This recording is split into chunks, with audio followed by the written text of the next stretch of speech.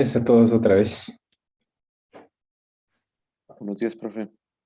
Buenos días. Buenos días. Buenos días. Vamos a continuar entonces con el ejemplo de diseño que viene aquí en el libro. Recuerden que este ejemplo o el procedimiento lo tienen que programar o lo tienen que sí, programar en una hoja de Excel, bajarlo a una hoja de Excel o en MATLAB, donde gusten ustedes programar el proceso, o sea, todas las fórmulas que estamos viendo ahorita. Quiero que que las puedan ustedes tener ya en algún archivo les digo, pueden ser un programa de Excel o una simulación, una hoja de cálculo de Excel, o pueden tener ustedes la opción, o tienen la opción de que sea un programa, ¿no? En cualquier lenguaje que quieran ustedes utilizar de programación. Ahí pueden descargar. Ahorita les enseño algún ejercicio, un ejemplo de, por ejemplo, una hoja de Excel.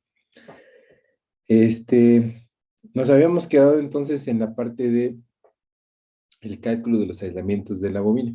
Recuerden que hasta ahora hemos desarrollado, bueno, básicamente lo que es esta parte del cálculo de los aislamientos en el devanado de baja tensión. A ver, déjenme acordarme. Sí, hasta aquí ya llevamos, ¿no? Recuerden, incluso ya se había calculado el peso del devanado de baja tensión, la longitud del cable recuerden que baja tensión es una hoja de aluminio. Bueno, son dos hojas de aluminio que van en paralelo para formar las 20 vueltas. Y recuerden que habíamos determinado la longitud, ¿no? La longitud media de la vuelta primero y luego multiplicábamos por 20. Aquí nada más déjenme mostrarles cómo es que se calculan las longitudes medias, porque esto es importante que lo veamos para que entiendan, o para que tengan claro esto de las longitudes medias. No sé si aquí están viendo. Sí, cálculo de la longitud media del devanado. Este es el primario, pero es algo muy similar para el secundario, que es el de baja tensión. Miren, el devanado tiene, por ejemplo, el de alta tensión, que es el primario, tiene este ancho, ¿no? De aquí, esto de aquí es el ancho del devanado. Luego viene una sección de aislamiento, que es esta parte que tiene aquí entre el devanado de alta y el devanado de baja. El de baja es este que está aquí, ven este grosor que tengo aquí, es el devanado de baja tensión. Y aquí está el núcleo, ¿no? Entonces, aquí hay que tener claro varias cosas. Primero, recuerden que la forma de las piernas del núcleo son rectangulares y tienen una distancia definida por esta longitud C o ancho C, largo C, y un ancho que es el valor D, 2D. Recuerden, esto es 2D, el ancho del núcleo. Entonces, sobre ese se va a enrollar los devanados, ¿no? El primer devanado que se enrolla es el devanado secundario o de baja tensión, que siempre es el que va pegado al núcleo. Por estar más cerca del núcleo que está a tierra, pues lo que hacemos se pone típicamente es el devanado de baja tensión. Entonces ven que el devanado de baja tensión ya vimos que cuántas vueltas son 20 vueltas, ya medimos, ya definimos cuánto va a tener de altura la hoja de aluminio, las dos hojas de aluminio, en base a seleccionar los aislamientos mayores. Recuerden, también ya se definió cuál es el tipo de aislamiento entre capas o entre vueltas, porque en este caso coinciden el número de capas y es igual al número de vueltas. ¿Están de acuerdo? Entonces, este es el devanado de baja tensión. Ahora, yo necesito saber cuánto cuánto aluminio voy a utilizar, ¿verdad? ¿Qué longitud voy a utilizar? ¿Cómo le hago? Miren, o sea, aquí hay un problema que hay que tener claro. Las vueltas, las primeras vueltas, las que van pegadas al núcleo o las que van más cercanas al núcleo, tienen una longitud más corta que las últimas vueltas que van en la última capa o en la última vuelta. Así lo ven, porque se van haciendo cada vez más grandes las longitudes de cada vuelta al irse empalmando. Entonces, ¿cómo determinar la longitud de del devanado de baja de las vueltas de solera o de hoja de aluminio? Pues lo que hace aquí el procedimiento que define el profesor es tomar una longitud media, es la longitud promedio de las vueltas. Aquí, por ejemplo, este es el caso de la longitud promedio promedio del devanado de alta. Vean, este es el de alta tensión o el primario. Vean que la longitud media es la que está en rojo. Si lo ven, esa es la longitud promedio. Porque lo mismo, las primeras vueltas de la primera capa del lado de alta, recuerden que son, no recuerdo si 18 capas o algo así, 18, un número de capas que tiene el devanado de alta tensión. Y lo mismo, las primeras capas o las vueltas de la primera capa tienen una longitud más pequeña porque van en la parte interna. Conforme vamos agregando capas, las longitudes se van haciendo más grandes de esas vueltas, si están de acuerdo. Para la última vuelta, pues ya, por la última capa, las vueltas ya tienen una longitud mayor que las primeras. Entonces, lo mismo, se va a sacar la longitud promedio de esas vueltas para determinar la longitud total del material que vamos a utilizar para el primario, para el conductor del primario, del lado de alta tensión. Entonces, ¿cómo se hace? Bueno, aquí esto es el mismo procedimiento, no lo tengo para el lado de baja tensión, pero aquí se muestra para el lado de alta tensión. Entonces, esta vuelta que está en rojo, o esta línea en rojo, es la longitud media del devanado primario, ¿están de acuerdo? Aquí ya vienen las distancias que hemos determinado, por ejemplo, la distancia al núcleo, la distancia T es la distancia del primer devanado hasta el núcleo, se tiene que dejar una distancia, ya dijimos, es el tubo de aislamiento del núcleo, así se llama, ¿no? Así le ponemos por ahí. A es la sección, el grosor de la bobina de baja tensión, es ya con sus aislamientos, esta A es el grosor del aislamiento de la bobina. B es la sección de aislamiento que tenemos entre baja y alta, esta sección B. Y C es el grosor del devanado de alta tensión, que es este que está aquí, es 16.72. Entonces, ¿cómo calcular la longitud media? Bueno, miren, este ejemplo aquí se los detallé un poquito más porque luego había muchos problemas en cuanto a entender cómo calcular la longitud media. Vean, esta es la línea que queremos calcular cuánto vale de longitud, la longitud media del devanado de alta tensión. Lo mismo aplica para la longitud media del devanado secundario, que es el de baja. ¿Qué hay que hacer? Bueno, miren, lo podemos dividir de la siguiente manera.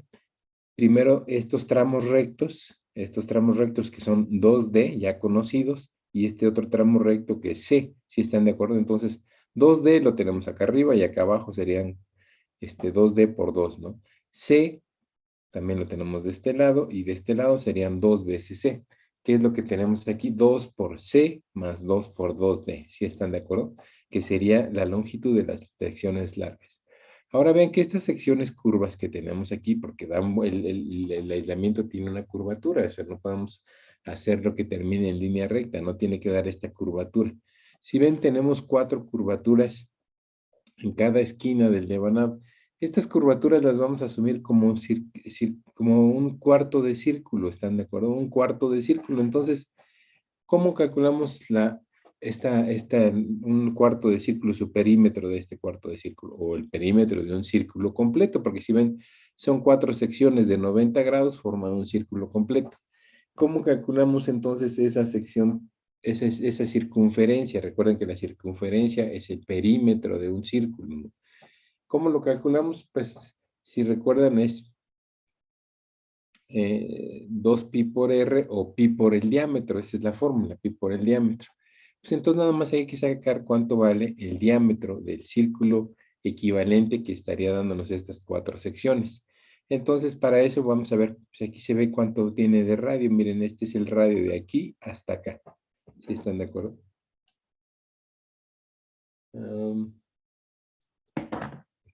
Entonces, vamos a empezar viendo cuánto valdría este radio. Miren, el radio sería T, si están de acuerdo, T más A más B más la mitad de C, si están de acuerdo, para llegar de aquí hasta acá, ese sería el radio.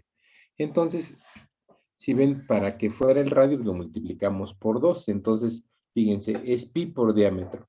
Entonces, es 2D por la distancia del casquillo de esta sección T, más la distancia que es el grosor del devanado de baja tensión, más la distancia que tenemos de aislamiento entre el devanado de alta y el devanado de baja, y finalmente la distancia que es la mitad. Vean que aquí no está multiplicado por 2 esta distancia, que es el grosor del devanado de alta tensión, no está multiplicado por 2 porque recuerden que más lo vamos a tomar a la mitad.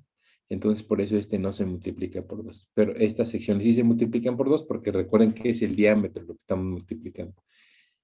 Entonces, de esa manera tenemos ya la longitud de estas curvas y ya la sumamos a las partes rectas y nos da la longitud promedio o media del devanado de alta.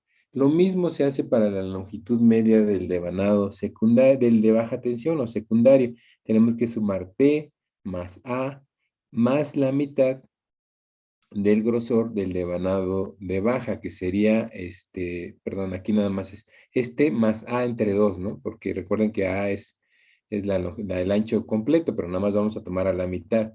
La longitud promedio, la longitud de la vuelta promedio es a la mitad del devanado de baja. Entonces ahorita lo vemos en el cuaderno, pero aquí está, miren, la longitud de las 4 secciones curvas de la longitud media se aproxima como el perímetro de un círculo por tener 4 secciones, ¿están de acuerdo? La fórmula, recuerden, es pi por diámetro.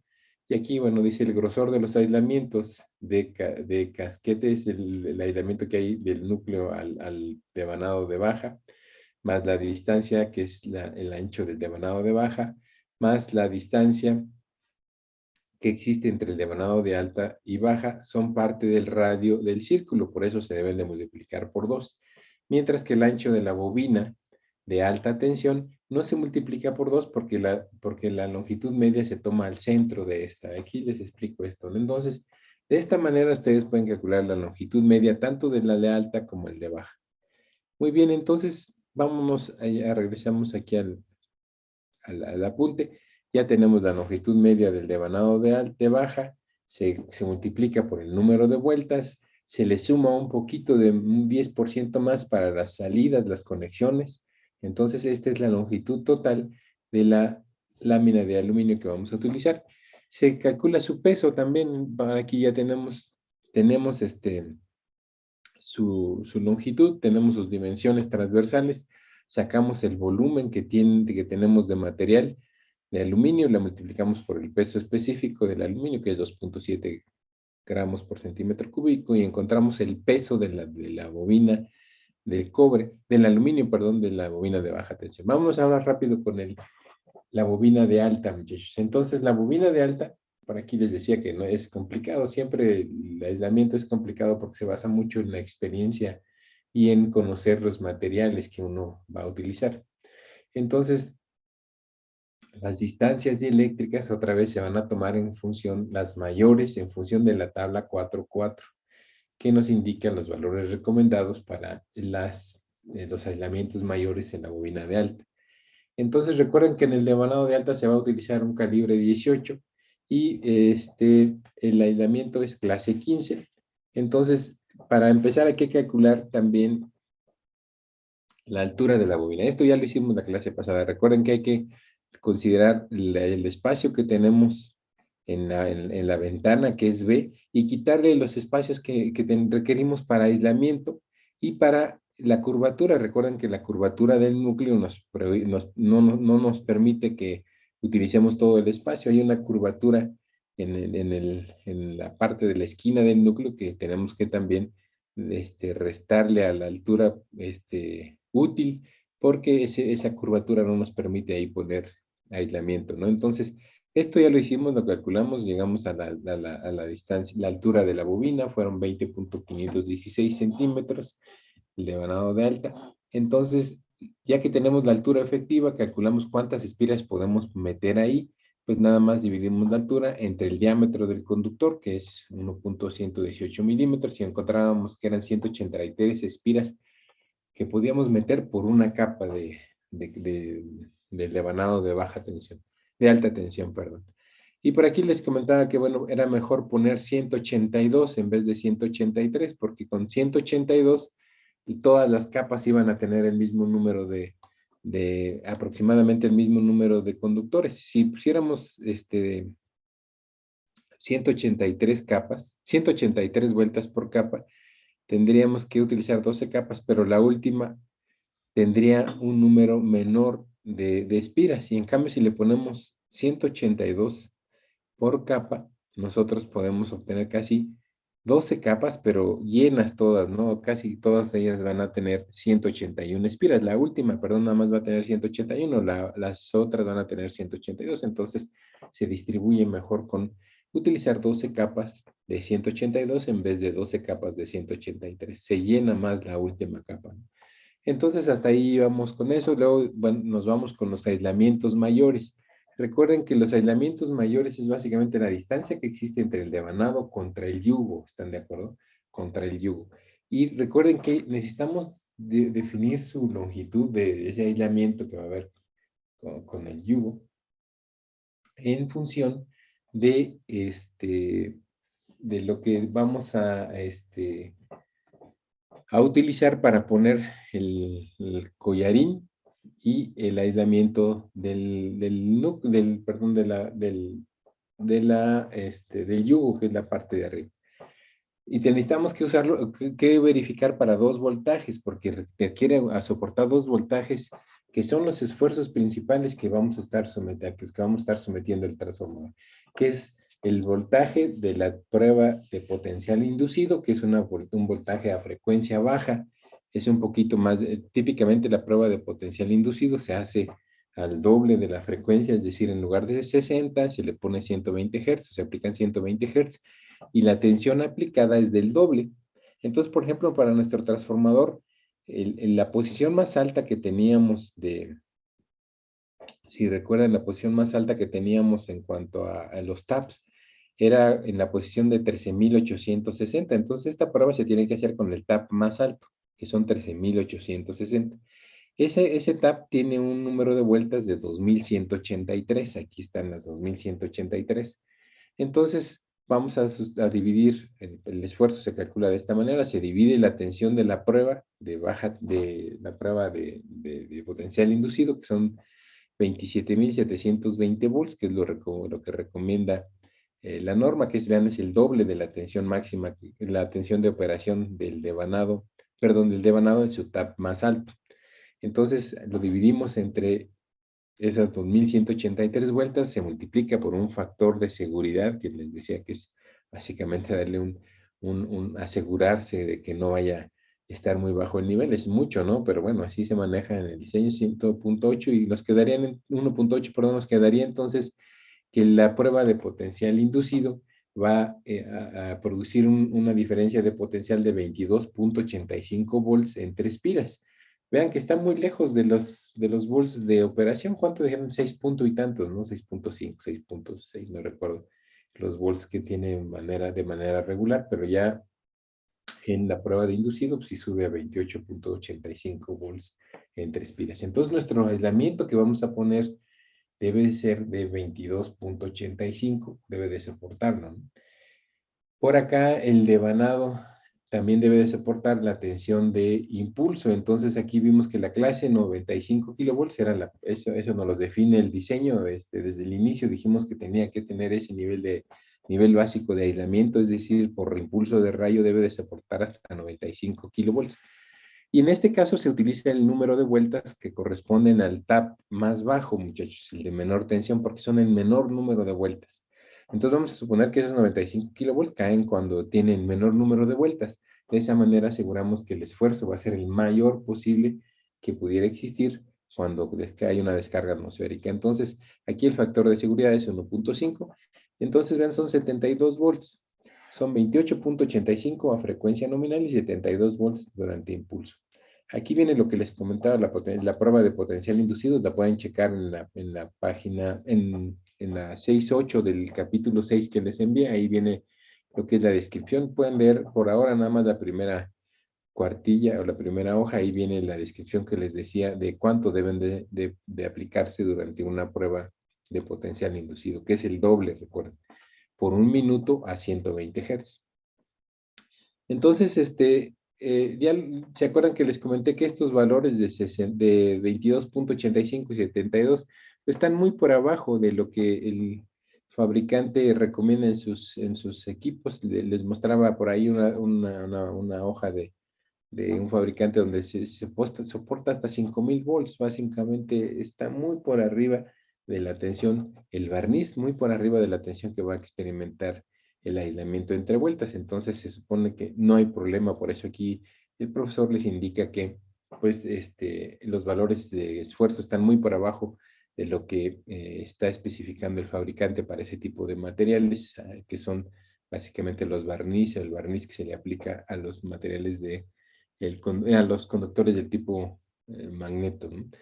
Entonces, bueno, ya está el aislamiento entre vueltas. El aislamiento entre capas, pues las fórmulas ahí las presentamos anteriormente. Dependen también de la prueba. Hay dos pruebas. Es primero para la tensión de potencial aplicado. Recuerden que es donde se aplica alta tensión, doble de la tensión por 60 segundos a 120 Hz, si es que se toma esa condición. Y entonces el voltaje entre capas se calcula de esta manera, dos veces ese voltaje aplicado por el voltaje, el número de capas, el voltaje por número de capas, entre N, que es el número de espiras, por el factor de seguridad. Entonces, BPC, perdón, es el número de vueltas por capa, que recuerden que son 182. Hay una que tiene 181, pero se calcula para 182 también. Entonces, el voltaje que va a soportar entre capas el transformador durante la prueba de potencial aplicado, que es, recuerden, cuando se aplica el doble de la tensión, 27.720, para el caso donde estamos utilizando el TAP más alto, nos dan 8.319.8 volts, es decir, 8.32 kilovolts. Debe de soportar el material aislante entre capas, y ven, ya es un voltaje alto. Mientras que en el caso de la prueba de impulso, esas capas de aislamiento o esas capas de bobinas, el aislamiento que vamos a poner entre ellas debe de soportar 31.516 volts, es decir, 31.5 kilovolts. Esto, si ven, ya son tensiones altas las que tiene que soportar el aislamiento entre capas. Entonces, para este caso, el aislamiento que se va a poner es un aislamiento de papel craft. ¿Qué podemos determinar? ¿Qué grosor debe de tener en función de estos niveles de tensión que va a soportar?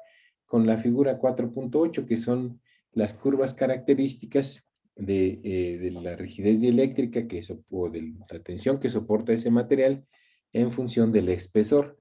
Miren, aquí dice, si entramos con estos valores a las curvas de la figura 4.8, obtenemos un espesor de aislamiento de 0.225 milímetros. Por condiciones comerciales se puede cerrar a a punto 254, que es una centésima de pulgada. ¿Y cómo lo hacemos? Bueno, dice en la figura 4.8. Recuerden, son 8.32 kilovolts y 31.5. Entonces, aquí la figura 6, la figura que es la 4.8, perdón, nos da las características de ruptura del papel craft sumergido en aceite, que es el que se va a poner entre capas, y está en función de la tensión de onda de impulso y de la prueba de tensión a 60 Hz. En este caso nosotros no tenemos de 60 Hz, tenemos 120 Hz, pero es prácticamente lo mismo, deben de soportar igual a baja frecuencia, es de baja frecuencia la prueba. Y vean, aquí está entonces la entrada tenemos que identificar qué grosor le vamos a poner, qué espesor le vamos a poner al aislamiento, en función de las tensiones que necesitamos soportar. Por ejemplo, vamos a empezar con la de baja frecuencia. La de baja frecuencia me dice que debe de soportar 8.32 kilovolts. Entonces vienen ustedes aquí a buscar 8.32 kilovolts. Más o menos está por aquí, miren, esto sería 10. Anda del orden de 0.3 milímetros es lo que debe de soportar, 0.3. No, aquí el profesor dice que es 254. Bueno, ya si lo hacen con calma, aquí busquen 0.8 en esta altura, en el voltaje, y ven que sí es más o menos lo que es 2.54, ¿no? Por aquí debe de estar, por aquí, miren, por aquí en este punto. Entonces, luego con la misma curva, nosotros entramos ahora para la tensión de impulso, que son 31.5 kilovolts. Y vean, acá está la curva para tensión de impulso. Esta es para la de baja frecuencia, ¿están de acuerdo? Esta es para la tensión de impulso. Entonces dijimos 34.5. se vienen a identificar aquí en 30, 35, aquí está, miren, 35, pues coincide con la tensión el grosor para la prueba de baja tensión, y es lo que el profesor le pone 2.54, 2.5 más o menos milímetros, que es 254 milímetros, que es una centésima de pulgada, ¿no? Ese es el ancho del material que le vamos a poner. Acá vean que está en milímetros esto, ¿no? El ancho. Entonces, con eso ya se tiene el papel que va a haber entre capas. Muy bien, aquí está, dice el espesor de la bobina, entonces ahora hay que calcular el espesor de la bobina de alta tensión. ¿Cómo se calcula? Bueno, hay que empezar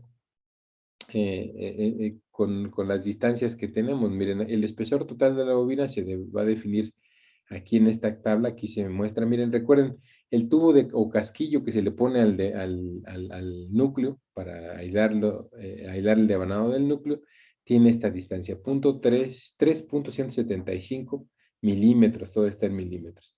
Luego ya tenemos el ancho de la bobina de baja tensión, que es 13.9, ¿se acuerdan? Eso ya lo teníamos. Ahora lo que sigue es el aislamiento que debe de existir entre el devanado de alta y el devanado de baja. Ya vimos que es sin sudor y que debe de tener 0.25 milímetros, ¿no? Es el que acabamos de calcular. Ahora, aquí se le van a agregar formoductos de carbón prensado para que pueda circular el aceite a través del espacio que haga entre los dos devanados. Se le da una distancia de 6.35 milímetros de ese tipo de material. Papel craft tratado, que ya habíamos dicho, es 0.25 milímetros, el que se le va a poner a la distancia B, que es el ancho de la bobina. Miren, déjenme mostrarles acá. Este B es el ancho, la distancia, perdón, que va a existir entre la bobina de alta y la bobina de baja, perdón, esa es la distancia B. Entonces, la distancia total que va a haber entre los dos devanados es 6.85 milímetros. Y el ancho de la bobina de alta tensión, pues será el ancho de las capas, que si recuerdan son, ¿cuántas dijimos? ¿Cuántas capas eran? Déjenme ver acá otra vez. Capas, eran 12 capas, ¿verdad? Sí, ya no revisamos, 12 capas que juntas nos daban una distancia de 13.41 milímetros, el ancho. Ahora, el aislamiento entre capas, recuerden que le vamos a poner este papel craft tratado. Aquí está entonces el valor de las distancias que hay entre capas. Total sería, de aislamiento sería 2.794.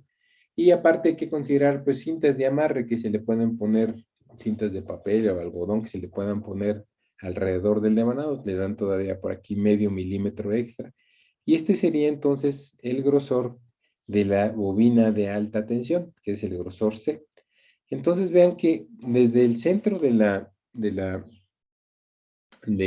núcleo, desde el centro del núcleo, o del centro del núcleo, de la superficie del núcleo hasta donde termina la superficie de la bobina de alta tensión, tenemos 40.645 milímetros.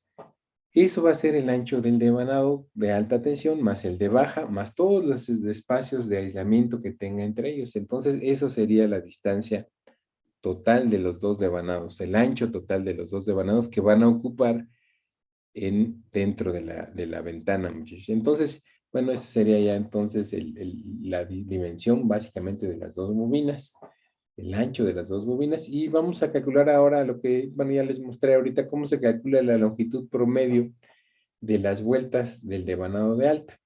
Recuerden que esto lo requerimos para saber cuánto material de conductor requerimos. Entonces, por aquí, esto es lo que viene en este documento. Déjenme cambiar aquí tantito. Cómo se calcula esa longitud promedio o media del devanado de alta. Entonces, una vez ya la tenemos aquí, ya no voy a hacer otra vez el cálculo. Recuerden que es la distancia a la mitad de la bobina, ¿no? Y por aquí está, miren, al final de cuentas, la bobina va a tener, o el conductor de la bobina va a tener una longitud de 1.685 metros, o lo que es igual 1.685 kilómetros de cable del devanado de alta tensión. Recuerden que es alambre magneto y son muchas vueltas, ¿no? Recuerden que son 2.183 vueltas en el caso del TAP más alto.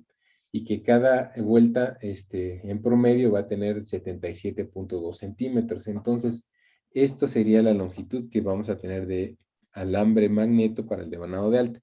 Se multiplica por su densidad o por su peso específico, es decir, cuántos kilogramos por kilómetro. Aquí ya nos da el fabricante cuánto mide, cuánto pesa, perdón, por cada kilómetro. Es 7.47 kilos por kilómetro. Al final, entonces, la bobina, vean, de alta tensión, su peso en cobre serán 12.6 kilogramos.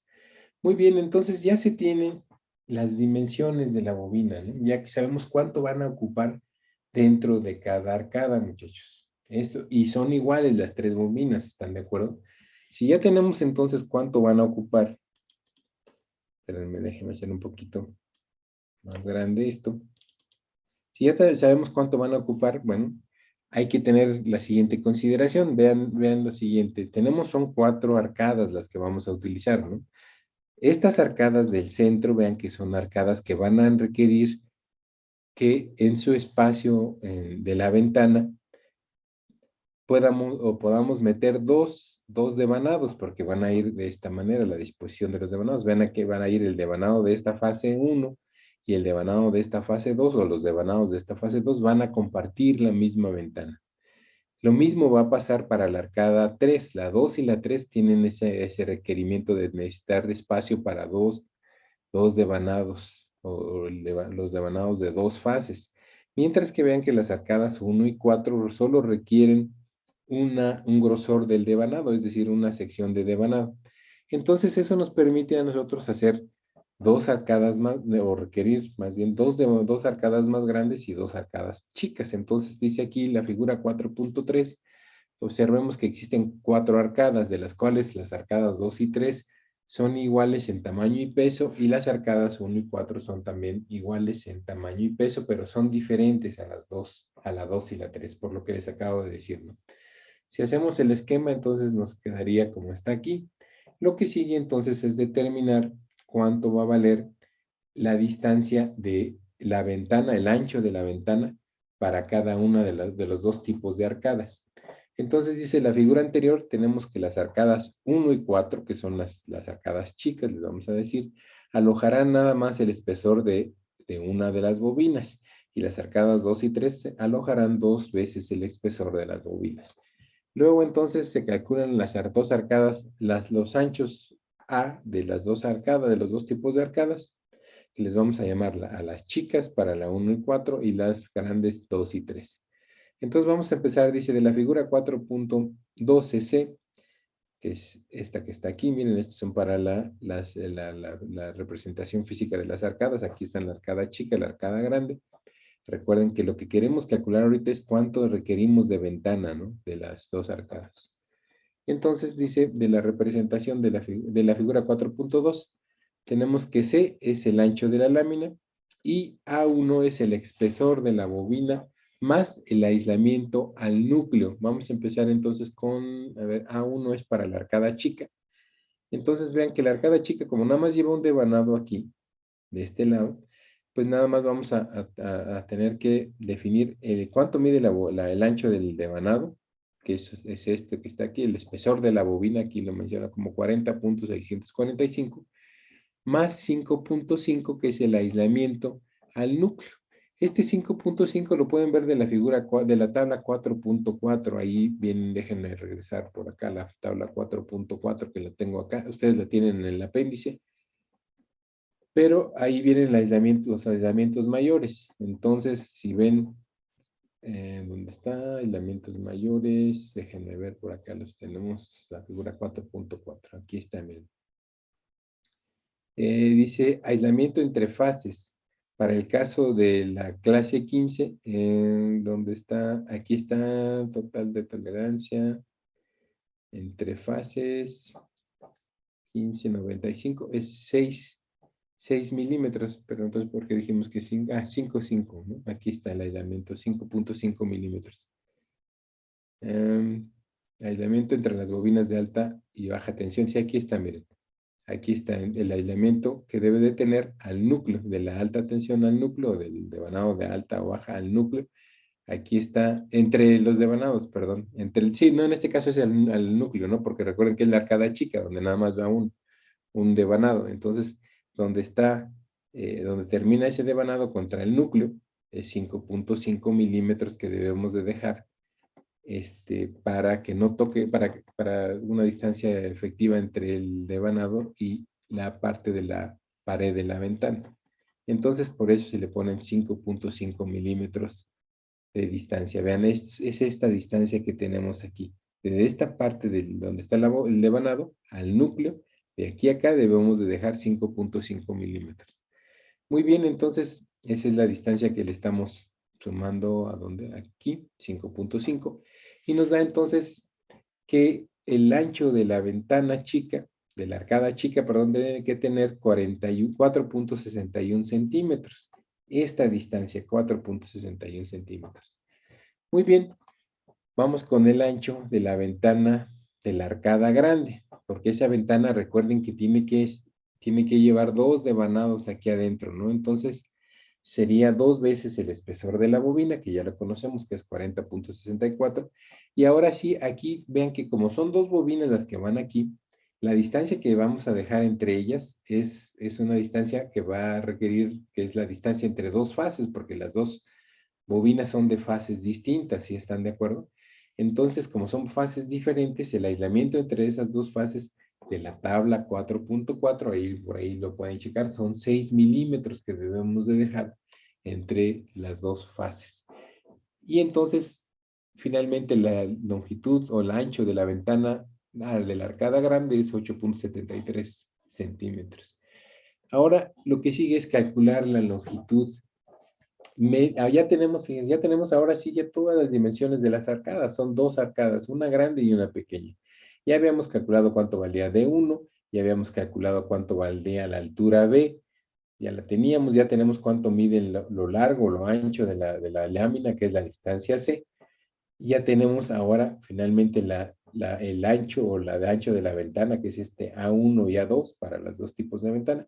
Hay que calcular también cuánto material requerimos, cuánto se requiere. Si ya tenemos entonces las dimensiones de las arcadas, pues nada más hay que buscar cuántos metros de hoja de acero al silicio vamos a necesitar para cada una de las arcadas. ¿Cómo lo vamos a hacer? Pues es algo muy parecido a lo que hicimos con los devanados, muchachos. Vean que las vueltas de hoja de acero al silicio que van a ir en la parte interna, porque este es un núcleo enrollado, recuerden que es una de las características de este diseño, el núcleo es arrollado, no apilado, ¿no? No son laminaciones que se van apilando, sino es un núcleo que se va formando en base a enrollar hoja de acero al silicio. Entonces, otra vez, recuerden, la primera vuelta pues va a tener una longitud, pero vean que la última vuelta es más grande, ¿no? Entonces, para calcular la longitud total de hoja de acero al silicio que requerimos, vamos a tomar la longitud promedio, que sería la longitud a la mitad de la arcada, muchachos, la longitud de la mitad de la arcada, y nada más multiplicamos por el número de vueltas que requerimos o que ya tenemos, cuántas vueltas necesitamos para darle este ancho, ¿no? Ya sabemos cuántas vueltas requiere. Nada más hay que medir cuánto mide el valor promedio de cada una de las vueltas para obtener la longitud total. Y entonces vamos a empezar con la arcada chica, ¿no? La arcada chica dice, vamos a tomar la longitud media de 1, así para la arcada chica la vamos a llamar longitud media 1. Se calcula como lo siguiente, aquí les voy a mandar esta imagen o este archivo adicional donde les muestro cuál es el procedimiento para calcular la longitud de hojas de acero al silicio que requerimos para, por ejemplo, aquí está la arcada chica, miren. Entonces lo que les decía, ¿no? Otra vez es lo mismo, el mismo procedimiento, vean, conocemos el ancho de la ventana, conocemos el alto, que es A1 es el ancho y B es el alto.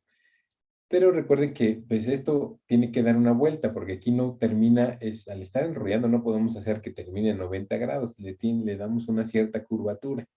Otra vez lo mismo, si ven estas curvaturas, podríamos asumir que forman eh, la circunferencia de un círculo completo porque tenemos aquí un cuarto de círculo, acá un cuarto y acá un cuarto. Entonces formarían un círculo completo. Entonces nada más hay que calcular el perímetro de ese círculo. Entonces vean, la longitud media de la arcada sería 2 veces A1, que es esta sección recta, más 2 veces B, que es la altura. A1 es el ancho de la ventana, más pi por el diámetro, que serían estas 4 secciones curvas, ¿no? Dice, esta longitud corresponde a los arcos que forman las esquinas de la trayectoria media, que al ser 4 forman una circunferencia con un perímetro 2pi por radio. Pero el radio es igual a el diámetro entre 2, pues la mitad de la distancia de I, pues es la mitad de la distancia de I, si están de acuerdo, es la distancia de I que tenemos aquí es la mitad, ¿no? El radio. Entonces, dice, pues es la mitad de la distancia de I, entonces el perímetro o longitud total de los arcos quedará como pi por di. Pi es el símbolo pi, o sea, pi 3.1416. Entonces, por el diámetro 1, entonces finalmente tenemos que esta sería la longitud media de la arcada, ¿no? Si es la arcada chica o la arcada grande, bueno, ustedes ya nada más, aquí lo que cambiaría es A1, sería por A2 para la arcada grande. Miren, lo que estamos haciendo, dice, para el cálculo del peso, ahora para el cálculo del peso vamos a hacerlo de la siguiente manera, dice, para el cálculo del peso de la arcada, primero, el volumen de esta se aproxima como una barra de longitud igual a la longitud, que es la promedio, con un ancho D1 y un alto C. Por lo tanto, el volumen de la arcada será será C por D por LM. Vean, este sería el volumen que estaríamos teniendo para la arcada, muchachos, donde tenemos la longitud promedio, el ancho D1 y la altura C. Entonces, eso es para calcular nada más cuánto volumen de material ferromagnético tenemos en una de las arcadas. Puede ser la chica, la grande. De aquí, en este caso, recuerden nada más lo que va a cambiar es la longitud media para la arcada chica es una, la longitud media para la arcada grande es otra, pero la fórmula es la misma. De esta manera se pueden calcular cuánto peso tenemos de material ferromagnético. Entonces dice aquí el peso, entonces se calcula multiplicando el volumen por el peso específico y de la misma manera se hace para el cálculo de la arcada grande, para ver cuánto peso tiene, ¿no? Entonces, esto es lo que viene aquí definido, muchachos, cómo se calcula primero la longitud media para la arcada chica. Y aquí, bueno, aquí está el procedimiento. D es igual a 3.73, que es un valor que ya teníamos. Y con eso calculamos la longitud media. Fíjense, la longitud media van a ser 69.44 centímetros de las hojas de acero al silicio. Y para el peso, pues nada más se multiplica. Aquí viene cómo se multiplica. Aquí ya lo incluí, yo se los envío, ¿no? Cómo se incluye el peso. Y el volumen, perdón, de cada arcada se multiplica por el peso específico y encontramos que la arcada chica pesa 41.6 kilogramos. Para el caso de la arcada grande es el mismo procedimiento, vean aquí se sigue el mismo procedimiento, nada más cambia el ancho de la ventana, ahora no es A1, es A2, porque recuerden que lleva 2 bobinas. Y el peso ahora, en la longitud promedio es 77.68 y su peso, vean aquí se calcula el peso, van a ser 46.55 kilogramos. Entonces, si ven, son pesadas las arcadas, ¿no? La chica pesa 41.6 y la grande 46.5. ¿Por qué me interesa calcular el peso? Bueno, pues para empezar, bueno, necesito calcular el peso del transformador, pero también vamos a ver que por ahí las pérdidas en el núcleo el fabricante del material nos dice cuántas pérdidas tenemos por cada kilogramo de material. Entonces, para calcular las pérdidas en vacío del núcleo, lo hacemos a través de conocer su peso y el fabricante nos dice, por cada kilo tienes tantas pérdidas. Entonces, de esa manera nosotros podemos definir cuántas pérdidas tendrá el núcleo. Aquí está el peso total, pues serán la suma de 2 arcadas chicas más 2 arcadas grandes, el peso de cada una de esas. Entonces nos queda un peso total del núcleo de 175.6 kilogramos. Si ven, bastante peso del puro núcleo, muchachos. Muy bien, entonces ya tenemos hasta aquí el peso del transformador, ya tenemos las dimensiones de la bobina, ya tenemos prácticamente el diseño completo. del transformador. Lo que sigue es calcular los parámetros, muchachos. Vamos a calcular parámetros. Aquí vamos a ver, lo primero que tengo que calcular es, pues, qué tanto, primero las pérdidas en el núcleo, en el hierro, por histéresis y por corrientes parásitas. Entonces, vamos a hacer, este es el paso 4.5. Hasta aquí, fíjense, ya se tiene prácticamente todo el transformador dimensionado. Hasta aquí.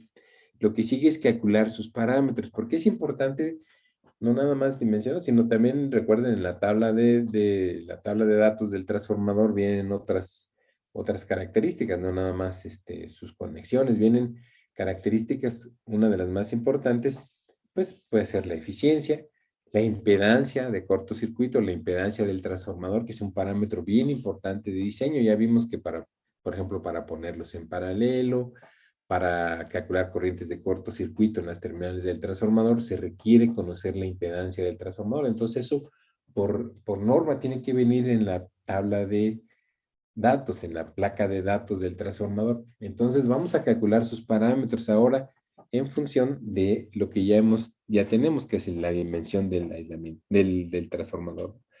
Entonces, lo primero dice, vamos a calcular las pérdidas en el transformador y su eficiencia. Dice aquí, se admite que existen dos tipos fundamentales de pérdidas en el transformador. Las del núcleo y las de las bobinas, ¿están de acuerdo? En el núcleo, ¿qué tipo de pérdidas hay? Bueno, recuerden que en el núcleo hay corrientes inducidas que generan calor. Esas las llamamos corrientes parásitas o corrientes por efecto Joule, que se generan por la corriente inducida en el núcleo. Pero también están las pérdidas por histéresis. Las pérdidas por histéresis, recuerden, ya les platiqué hace unos días, hace un tiempo, que es básicamente el calor que se genera por el movimiento de los dominios magnéticos al estarse orientando con el flujo cada vez que cambia la polaridad de la corriente o del flujo que estamos aplicando. Recuerden que esos dominios magnéticos tienen que estar básicamente orientándose en la dirección del flujo, ¿no? Y eso genera, pues, al final de cuentas, pérdidas también por esa rotación que tiene el núcleo magnético en cuanto a la orientación magnética. Ese tipo de movimientos, si ven, se está orientando 60 veces, en un segundo se está reorientando 120 veces, ¿no? Porque son 60 ciclos, pero cada ciclo tiene una posición positiva, una posición negativa, una dirección positiva, una dirección negativa. Entonces está girando, está haciendo ese cambio en polaridad. Eso genera lo que se conoce como pérdidas por histéresis, más las pérdidas por efecto Joule de la corriente inducida. Dice, estas pérdidas tienen un valor aproximado a las pérdidas del ensayo del vacío. Esto es importante. Fíjense, las pérdidas en el hierro, que están asociadas a la histéresis y parásitas, son prácticamente las que nosotros determinamos con las pérdidas de vacío o de circuito abierto en un transformador. Cuando nosotros le hacemos la prueba de circuito abierto, estamos verificando cuánto valen esas pérdidas. Aquí dice, estas pérdidas, como menciona aquí, son aproximadamente iguales a las pérdidas que determinamos durante la prueba de circuito abierto o vacío. Y dice, estas deben de estar garantizadas por la norma de la tabla 4.7 porque nos debe indicar el valor que podemos tener. A ver, déjenme ver, creo que aquí está la 4.7. Vean el máximo número de pérdidas que debemos de tener en un transformador. Por nuestro caso, vean que el vacío deben de ser del orden de 255, deben de ser watts, en este caso las pérdidas no pueden ser más de 255 y totales 1142 watts de pérdidas totales, es decir, tanto las de vacío como las de en plena carga. Entonces, no debemos de pasarnos de este valor, 255 en las pérdidas en vacío, que serían las pérdidas básicamente del núcleo.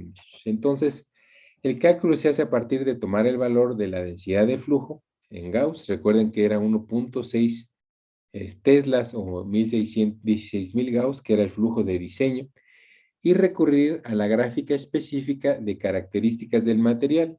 En este caso viene en el apéndice 2, es el acero eléctrico de grano orientado. Esta tabla nos da aquí, muchachos, las pérdidas en el núcleo por aquí las pérdidas en watts y las pérdidas aparentes en volts amperes. Vean, aquí están dos curvas. La 1 es la que vamos a ver ahorita, cuántas pérdidas tenemos en función de la inducción magnética. Nosotros vamos a considerar 1.6 teslas que están aquí, miren, 16 kilogauss o 1.6 teslas, aquí están. Entonces tenemos que ir hasta a donde corta la curva 1, que es la de pérdidas, y con eso calculamos cuántos watts por kilogramo debe de tener de pérdidas en el núcleo, pérdidas reales.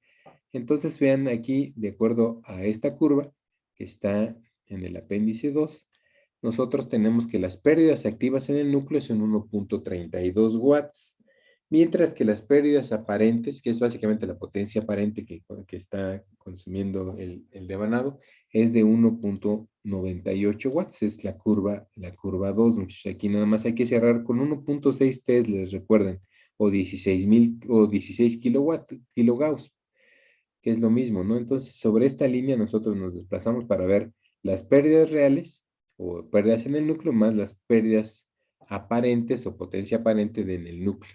Entonces ya tenemos esos dos valores. Aquí están, de esta tablita. Y dice, ahora, si se considera un factor de destrucción del 10% por concepto de manufactura, es decir, todavía le vamos a agregar aquí un poquito más, ¿no? Esto de este factor de destrucción se debe mucho a que siempre durante el proceso de manufactura uno puede dañar el material. Miren, como está hecho en base a cuando hacemos el corte para darle la altura a la lámina, siempre existe la posibilidad de que los cortes generen pequeños filos. No sé si lo ubican, miren, piénsenlo de esta manera. Pueden generar pequeñas, pequeños deformaciones en el corte que a veces cortocircuitan las laminaciones. Pueden llegar a cortocircuitar las laminaciones, es decir, es que no traigo, no cargué mi tableta y no las puedo dibujar, pero hagan de cuenta, están las laminaciones, una lámina y la otra que va envuelta encima, ¿no? Porque recuerden que el núcleo es enrollado. Entonces, se supone que las vueltas del acero al silicio que estamos utilizando están aisladas, si están de acuerdo, porque tienen una capa de barniz. Pero muchas veces, cuando hay un problema en el corte, sobre todo cuando son apilados, eso es muy clásico, cuando son apilados los núcleos, al cortar el material, muchachos, se le puede dejar una pequeña esquina a veces, depende de su cortadora, ¿no? Ya a veces, fíjense, las cortadoras están cortando, están haciendo sus trabajos por mucho tiempo, ¿no? Están varias horas cortando, comienzan a perder filo, por ejemplo. Entonces comienzan a generar pequeñas deformaciones donde está el corte, que a veces al empalmarlo con la otra vuelta de acero al aluminio, cuando le damos la otra vuelta, se raspan por esa pequeña deformación que tienen y ponen en cortocircuito las laminaciones.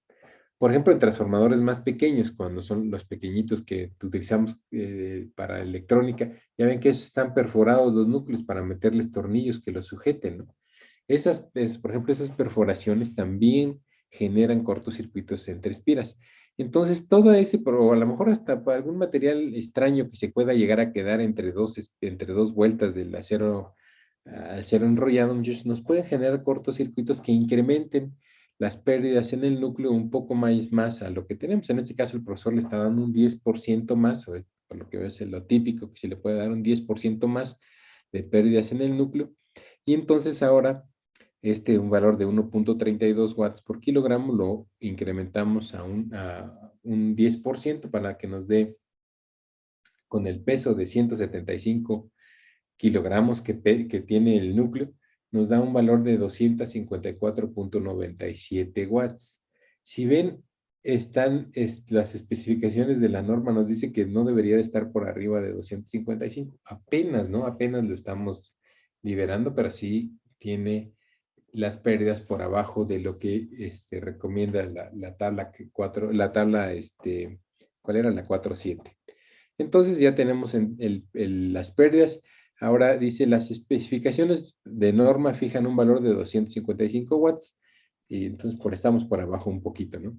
Los valores de volts-amperes, que es la potencia aparente de energía en el núcleo, pues nada más es lo mismo, 1.98 por el peso total del núcleo, por el 1.1%, perdón, el 1.1 que es el factor de destrucción que le estamos dando al ensamble del núcleo, y nos da entonces las pérdidas aparentes 382.45 watts. Dice, estos valores de pérdidas activas y aparentes en el núcleo están calculadas para el transformador trifásico de 75 kVA y clase 15 kilovolts. Si se requiere referir las pérdidas en el núcleo a su equivalente de 3 transformadores monofásicos, pues solo sería dividir este valor de potencia aparente o de potencia de pérdidas aparentes y potencia real en el núcleo, nada más lo dividimos entre 3, ¿no? Para que sea por fase. Muy bien, ya tenemos entonces, fíjense, cuánto va a consumir el núcleo, o sea, qué energía va a requerir el núcleo, tanto por las pérdidas como la potencia aparente. Pues podemos calcular entonces la corriente, muchachos, la corriente de excitación o corriente que va a requerir el transformador al energizarse, sin carga todavía es en vacío, ¿no? Que es la corriente de excitación. Y dice, para eso se toma los volts amperes de la excitación del núcleo, que son los 382.45 que acabamos de calcular. Dice, pero referente a uno de los transformadores, porque la corriente son tres transformadores que podemos considerar como monofásicos. Si ahora tenemos que dividir esta potencia entre 3, ¿están de acuerdo? Para calcular la corriente de una de las fases. En este caso, la corriente de excitación.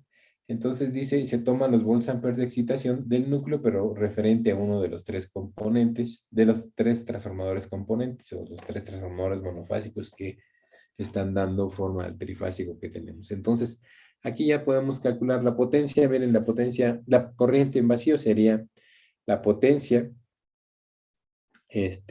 la potencia aparente, que son 382.45 volts amperes entre 382.45 volts amperes entre 3 para que sea nada más el de una fase, entre la tensión de fase, que es en este caso 125. Esta sería entonces la corriente de excitación vista desde el lado primario. Desde el lado de baja tensión, vean, son 127 volts, está en estrella, por eso se divide entre 127 por la tensión de fase y nos da que la corriente de excitación del transformador va a ser de 1 ampere, si están de acuerdo. Entonces dice en por ciento esa corriente de excitación la podemos calcular pues nada más multiplicando, dividiendo, perdón, los volts amperes de una de las fases, que es 127.48, entre 10 por kVA. Aquí, miren, nada más les explico esto de por qué por 10 kVA. Aquí básicamente lo que estamos haciendo es la excitación de los volts amperes por fase entre 1000, porque esto está dado en kVA, si están de acuerdo, sobre los kVA de fase por 100 kilovolts. A ver, espérenme, aquí es kilovolts, sí, los kVA por 100. Entonces, para que este esté en kVA, entonces vean, esto lo divido entre 1000 para que esté en kVA, porque yo tengo 382.45 entre 3, pero o 127.48, pero volts amperes, lo quiero tener en kVA. Y acá los kVA son los totales de cada fase, recuerden, 25. Entonces, aquí noten que tenemos que hacer esto, dividir entre 1000, primero esto para que esté en kVA, y luego esto por 100, porque es en porcentaje, ¿están de acuerdo? Para que sea en porcentaje, por eso se multiplica por 100. Y noten que esto si hacemos esta cuenta sería 100 entre 1000, pues da 10. Por eso aquí bueno, no está claro, aquí no lo pone claro el profesor, pero esto es por esta relación que es en por ciento. Recuerden que lo estamos haciendo en por ciento. Entonces, al final de cuentas, en por ciento, la corriente de excitación es de 0.51%, ¿sí? De la corriente del secundario, que es 120, de que es una corriente, bueno, aquí no la ponemos, no está, pero es el 0.5% de la corriente nominal del devanado secundario. Y esa sería entonces la corriente que nosotros vamos a tener en el transformador cuando lo energicemos en vacío. El 1 amper, el orden de 1 amper va a estar demandando el transformador en vacío. Y en por ciento es 0.51% de la corriente del secundario. Vean que es la corriente del lado de baja tensión, que son, si no mal recuerdo, son 198.5 amperes, la corriente nominal del primario, del secundario, del devanado de baja tensión. Por eso vean que es aproximadamente es 1 amper, ¿no? Lo que vamos a tener, que es 0.5%. Muy bien, entonces ya con esto tenemos la corriente de excitación.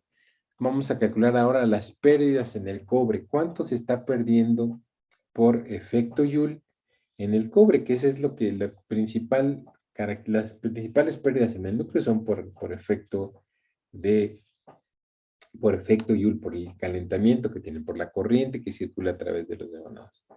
Entonces, ¿cómo lo hacemos? Bueno, miren, ahorita lo vamos a determinar en el cálculo, ¿no? ¿Cómo podemos calcularla para el proceso de diseño?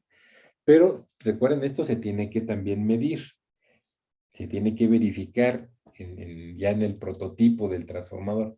¿Cómo se miden estas? Bueno, en el caso del transformador ya construido, le hacemos las pruebas de cortocircuito y circuito abierto. Recuerden que la de circuito abierto nos puede ayudar para determinar las pérdidas en el núcleo. Y la prueba de cortocircuito nos sirve para determinar las pérdidas en el conductor, muchachos, es decir, en el cobre y el aluminio en este caso, porque tenemos dos devanados. Entonces recuerden, las pruebas de cortocircuito y circuito abierto son bien importantes porque nos ayudan a determinar los parámetros del transformador. Y los parámetros, recuerden que son bien importantes por varias cosas. Por ejemplo, las pérdidas nos puede ayudar a conocer la eficiencia del transformador. Las pérdidas en el conductor nos permiten calcular la impedancia del transformador y saber cuánto va a tener, por ejemplo, de caída de tensión a plena carga. Nos va a permitir ver cuánto vale la corriente de cortocircuito en sus terminales, por ejemplo. Entonces son parámetros bien importantes que uno tiene que definir o calcular para el transformador.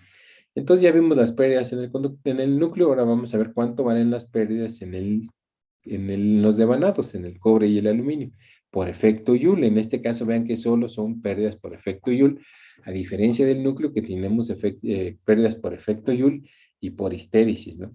Entonces dice, estas pérdidas tienen un valor aproximado a las pérdidas del ensayo de cortocircuito. Vean, aquí lo que les decía, en la prueba de cortocircuito se pueden determinar experimentalmente esas pérdidas. Y recuerden que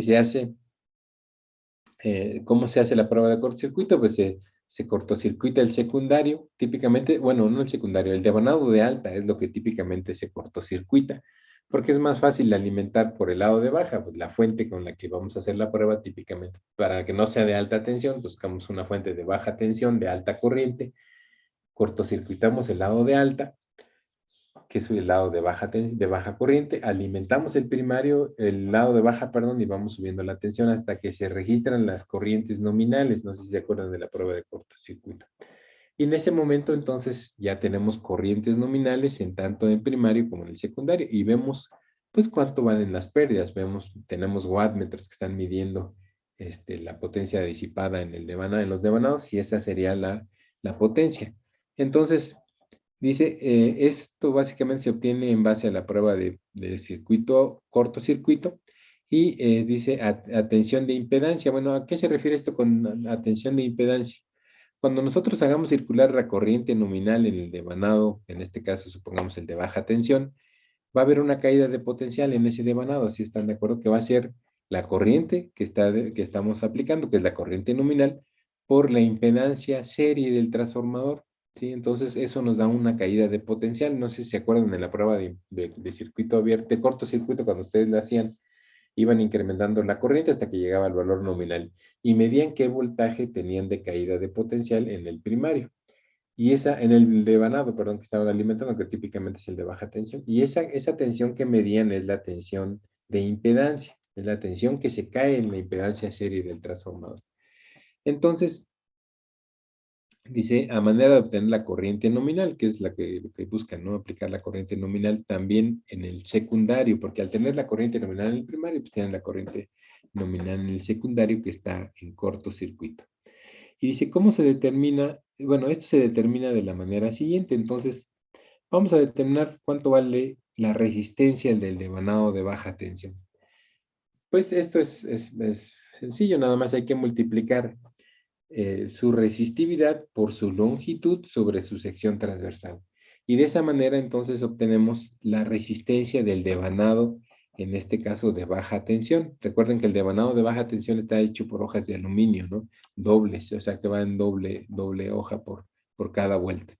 Entonces nada más hay que multiplicar la resistividad del aluminio, que es 0.0284 ohms por milímetro cuadrado sobre metro, multiplicarlo por la longitud total del conductor, que son, dice aquí, 13.91 metros, sobre la sección transversal de la hoja de aluminio, de las dos hojas de aluminio, que son 117.81 milímetros.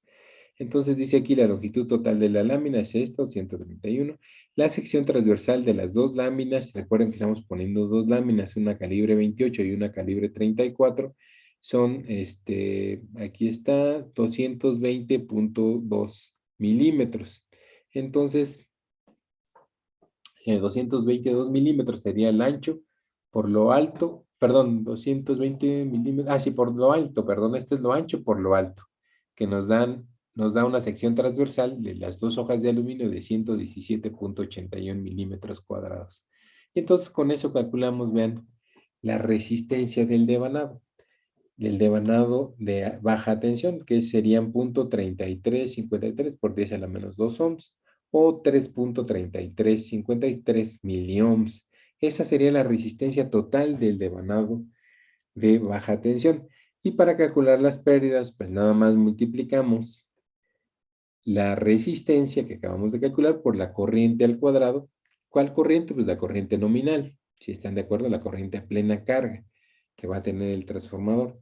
Esas serían las pérdidas máximas. Recuerden, en el caso de las pérdidas en el devanado, recuerden muchachos, van a depender de la corriente que esté alimentando, es decir, de la carga que le conectemos al transformador. Eso va a depender las pérdidas en el devanado. En el núcleo, recuerden que las pérdidas prácticamente se mantienen constantes. Esas no cambian de plena carga a vacío o de vacío a plena carga, prácticamente no cambian. Esas pérdidas se mantienen prácticamente invariantes entre cuando nosotros estamos sin carga en el transformador a cuando le llevamos a plena carga. Hay un poco de incremento, pero no es significativo. Entonces, aquí en este caso, las pérdidas en el devanado sí las tenemos que calcular cuando está circulando la máxima corriente, que son 196.85 amperes. Entonces multiplicamos resistencia por corriente al cuadrado y nos dan 129.928 watts a 20 grados centígrados. Esto es lo importante, la resistividad está dada a 20 grados centígrados. Ustedes recuerdan que los conductores tienen un coeficiente de temperatura positivo, es decir, cuando se calientan e incrementan su resistividad, los materiales conductores. Por lo tanto, hay que corregir esta resistencia a temperatura de operación. El transformador va a estar operando 85 grados centígrados como máxima temperatura de operación, o la operación nominal estaría a una temperatura de 85 grados. Entonces, pues hay que corregir la resistencia, perdón, del conductor con esta, recuerda, esta es la fórmula para corregir por temperatura, donde requerimos el coeficiente de temperatura, en este caso es aluminio, y es de 0.00338. Y acá tenemos temperatura 2, que es la temperatura de operación, menos la temperatura ambiente, que es 20 grados centígrados, o la temperatura estándar. Y por lo tanto, nosotros encontramos que la resistencia es un poco mayor. Si ven, antes era 0.0033, ahora es 0.0041. Si están de acuerdo, la resistencia del devanado de baja tensión. Y por lo tanto, ahora las pérdidas para el devanado de baja tensión las tenemos que calcular con este valor corregido. y nos dan, en lugar de 129 que teníamos a 20 grados centígrados, 162 watts por fase de pérdidas en el conductor. Para el devanado de alta tensión pues es algo muy similar. Primero se calcula la resistencia total del alambre de cobre que tenemos ahora en el devanado de alta. ¿Cómo calculamos su resistencia? Pues es la longitud que tenemos. Aquí es nada más es multiplicar, pues el fabricante nos dice cuántos ohms por kilómetro tenemos. Ya no hay que hacer la fórmula, utilizar la fórmula de resistividad por sección transversal, por longitud entre sección transversal, porque acá es un valor conocido. El fabricante, no estamos cambiando el diámetro del conductor, el calibre, pues es un valor que es conocido, la sección transversal, y el fabricante pues, nos dice cuánto mide, cuánto tiene de resistencia por unidad de longitud. Entonces, lo único que hay que hacer es multiplicar la longitud, que son 1.685 kilómetros, por los ohms por kilómetro que tiene este calibre 18, que son 21 ohms por kilómetro. Entonces, si ven, multiplicamos 1.685 kilómetros o 1.685 kilómetros por 21 ohms por kilómetro, nos da una resistencia de 35.385 ohms a 20 grados centígrados. Otra vez, el transformador va a estar operando a, a 85 grados centígrados, por lo tanto hay que corregirla, ¿no? Hay que corregirla. Pero miren, a 20 grados centígrados las pérdidas serían nada más la resistencia por la corriente al cuadrado. En este caso, la corriente del lado de alta tensión es de 1.89 amperes al cuadrado y nos dan 126.4 watts de pérdidas en el devanado de alta tensión a temperatura ambiente, que es de 20 grados centígrados. Pero eso hay que corregirlo también por temperatura. La resistencia se corrige a 85 grados. Aquí el coeficiente de temperatura del cobre es diferente, ven, es 0.00393. Entonces la fórmula de factor de corrección por temperatura quedaría, bueno, que quedaría como está aquí, ya sustituyendo los valores de la resistencia original a 20 grados serían 44.42 ohms de la resistencia corregida. Por lo tanto, vean que las pérdidas ahora sí se incrementan de lo que teníamos acá de 126 a temperatura ambiente, ya a plena carga, a temperatura de operación de 85 grados, tendríamos que las pérdidas en el cobre, que es el devanado de baja tensión, serían de 158.68 watts por fase. Bueno, también aquí les dice que pueden corregir por temperatura con esta fórmula. No lo vamos a hacer así, bueno, pero si quisieran, pueden calcular la resistencia corregida con esta, o corregir la resistencia, perdón, por temperatura con esta fórmula, ¿no? Que está aquí. Vamos a dejarla nada más aquí para información, pero ya nosotros lo hicimos utilizando la corrección por temperatura. Muy bien, fíjense, ya tenemos entonces las pérdidas en el núcleo, tenemos las pérdidas en los devanados, pues podemos ahora calcular la eficiencia del transformador, es decir, cuánto de la potencia que entra va a salir. Y recuerden que, pues, si hay una potencia de entrada, le tenemos que restar las pérdidas para saber cuánto va a salir. Muy bien, muchachos, pero esto lo vamos a ver en la próxima clase, que sería el viernes, perdón. Aquí le paramos el día de hoy.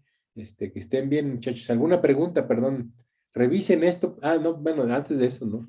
Déjenme mostrarles lo que les decía. Por aquí tengo una hoja de Excel de uno de sus compañeros del semestre pasado, me parece, donde está todo lo que es el cálculo permítanme, no sé si, ¿ya lo ven? No, ¿verdad? Segundo. Déjenme mostrarles, aquí está la hoja de Excel. Miren, aquí está, por ejemplo, el ejemplo de este es un poco mejor, ¿no? Aquí, por ejemplo, ponen incluso etiquetas de notas que quieren mencionar. Aquí vienen todos los datos del devanado. Este es el resumen de los cálculos. Vean, aquí viene todo el resumen, que es una tablita que vamos a ver ahorita, que ya viene el resumen. Acá vienen los cálculos, todo lo que son los cálculos. A ver, déjenme ver esta hoja. Ahí no la que quiere ver. No me la quiere habilitar. Déjenme dejar, porque tal vez es porque estoy compartiéndolo. Sí, aquí está. Entonces ahora sí déjenme mostrárselas, nada más porque no me lo dejaba mostrar si estoy compartiendo. Miren, aquí está la otra pestaña de cálculos, ¿sí? Vean, aquí está una pestaña de cálculo donde tenemos todos los cálculos, todas las fórmulas, ¿no? Vean que él va definiendo las fórmulas para cada una de las, por ejemplo, miren esta de devanado de baja tensión, de dimensión de las bobinas, y aquí va definiendo cómo se va calculando con cada una de estas cosas. Y aquí pone imágenes para mostrar, bueno, las dimensiones, de lo que se está hablando, ¿no? Todo aquí lo va poniendo. Aquí hay hojas, notas que les están indicando pues el tipo de cálculos. Y aquí vienen todos los cálculos. Miren, es esto parece una forma ya mejor de hacer la hoja de Excel. Y acá, bueno, vienen otra tercera pestaña donde vienen todas las tablas. Vean, aquí vienen todas las tablas que utiliza para el cálculo del diseño del transformador. Entonces, algo parecido así es lo que les decía, muchachos, quiero que ustedes vayan haciendo. Algunas tablas las metió directamente, otras pues las pueden poner del apunte, ¿no? Aquí como se ve.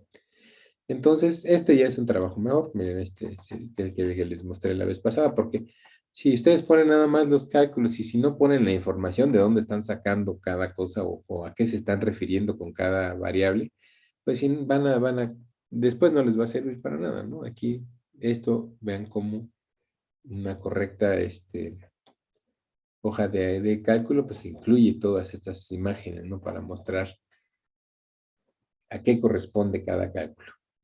Muy bien, muchachos, entonces nos vemos el día viernes, por favor, cuídense. Si no hay más preguntas, perdón, si no hay preguntas,